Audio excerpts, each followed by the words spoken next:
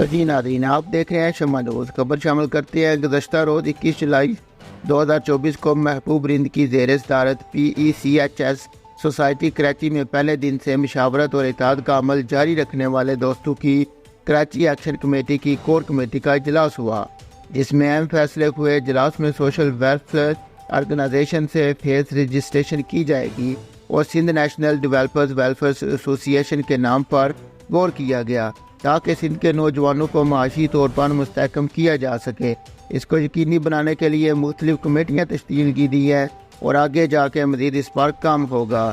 مختلف کمیٹیاں تشکیل دی گئی ہیں جن میں امپلائمنٹ، ہیلتھ، میڈیا ٹیمیں، پبلک کمیونیکیشن شامل ہوں گی، اور یہ فیصلہ کیا گیا کہ پہلی ترجیح کمیٹی کی ممبران کے مسائل کو ترجیحی بنیادوں پر حل کیا جائے گا۔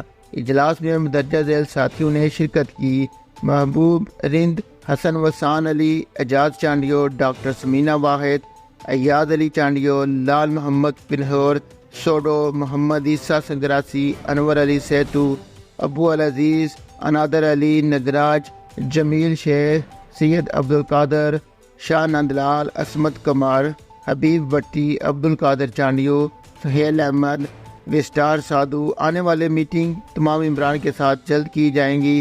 اس کا اعلان اور تاریخ موسمی صورتحال کو دیکھتے ہوئے ممبران کی موجودگی کو یقینی بناتے ہوئے کیا جائے گا۔ رپورٹ محبوب علی رند، شمع نیوز، کراچی، پاکستان۔